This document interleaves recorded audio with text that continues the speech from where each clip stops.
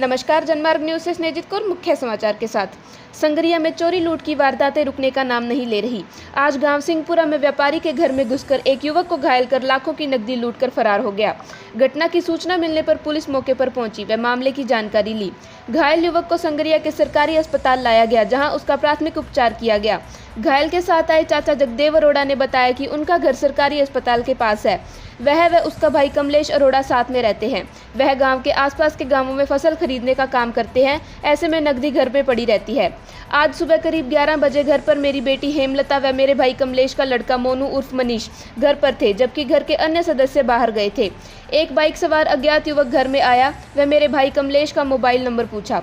Number पूछकर युवक चला गया, जो थोड़ी देर बाद फिर वापस आ गया। युवक ने आकर घर में बनी अलमारी से नकदी निकाल ली, जिसका मनीष ने विरोध किया। विरोध करने पर अज्ञात युवक ने मनीष पर चाकू से हमला किया, जिससे मनीष के हाथ पर चोट आई। शोर सुनकर मेरी बेटी हेमलता भी आ गई। घर में मौजूद कुत्ते भी युवक के पीछे पड़े तो युवक नकदी लेकर भाग गया। शोर सुनकर आसपास के ग्रामीण आ गए, जिसकी सूचना पुलिस को दी। समाचार लिखे जाने तक पुलिस अलग अलग टीमें बनाकर लुटेरे की तलाश कर रही थी। सूचना मिलने पर पुलिस थाना से थाना प्रभारी विजय मीणा में जाब्ता मौके के लिए रवाना हो गए। पुलिस ने मौके पर जाकर घटना का जायजा लिया व आसपास के गाँवों में टीमें बनाकर अज्ञात लुटेरे की तलाश शुरू की। नगर निकायों के महापौर सभापति अध्यक्ष डीएलबी के आदेशों की धज्जियां उड़ाकर निर्माण कार्यों की फाइलों पर कुंडली मारकर बैठे हैं। निदेशक व संयुक्त सचिव डीएलबी के आदेशानुसार निर्माण कार्य संबंधी फाइल महापौर सभापति अध्यक्ष के पास वही पत्रावली भेजी जाती है, जिसमें नियमों प्रक्रिया के अंतर्गत स्वीकृति आदेश प्राप्त करने हेतु भिजवाना विधि के अनुसार आवश्यक है। परंतु नगर परिषद में सभापति निर्माण कार्य से जुड़ी ऐसी अनेकों फाइलों पर कब्जा कर रखा है, जिनमें उन वार्डों के विकास कार्य है जिनके पार्षद सभापति का विरोध कर रहे हैं। आपसी रंजिश के चलते सभापति डीएलबी के आदेशों की सरेआम धज्जियां उड़ा रही है, जबकि यह आदेश तो जून 2020 में ही जारी हो गए थे। जानकारी के अनुसार स्वायत्त शासन विभाग जयपुर के निदेशक एवं संयुक्त सचिव उज्जवल राठौड़ ने 16 जून 2020 को आदेश जारी किया था, जिसमें कहा गया कि नगर निकायों के महापौर सभापति अध्यक्ष द्वारा विकास निर्माण कार्यों संबंधी व अन्य पत्रावलियों को कार्यालय से अपने पास मंगवा लेते हैं। वह अनावश्यक रूप से पत्रावलियों को स्वयं के पास रोके रखते हैं।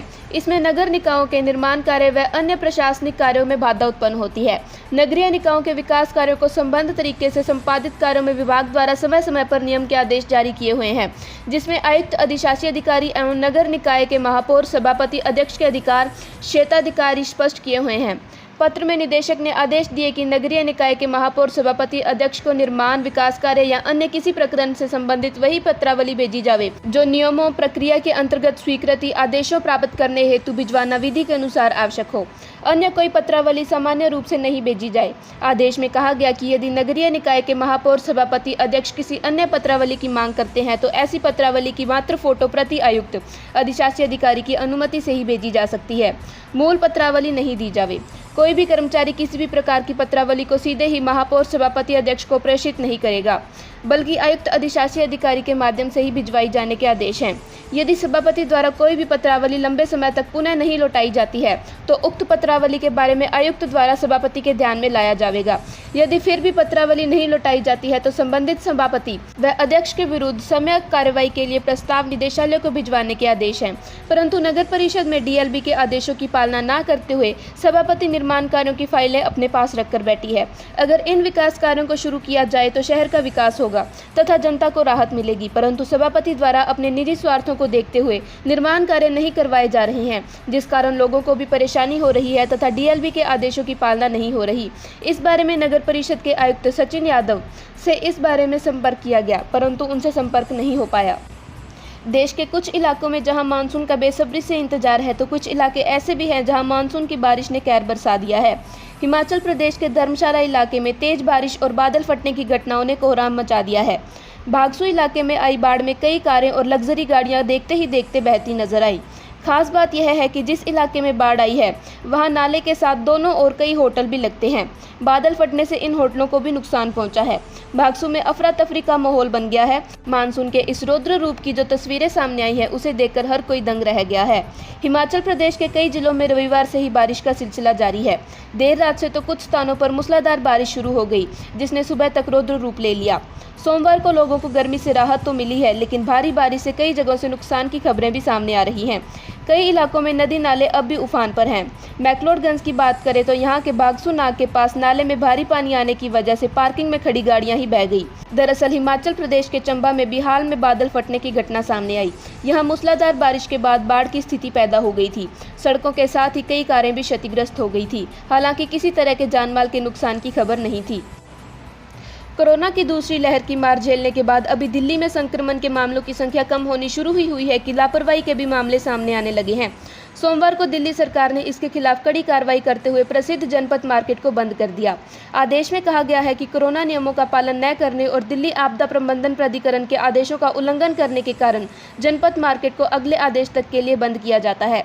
आदेश में दिल्ली सरकार ने कहा कि नई दिल्ली नगर पालिका परिषद के निदेशक और कनॉट प्लेस के थाना प्रभारी को निर्देश दिया जाता है कि वे आदेश को तत्काल प्रभाव से लागू करवाएं और अनुपालन रिपोर्ट दें। मालूम हो कि कोरोना वायरस की दूसरी लहर के कारण दिल्ली में 19 अप्रैल से 30 मई तक लॉकडाउन लगा था।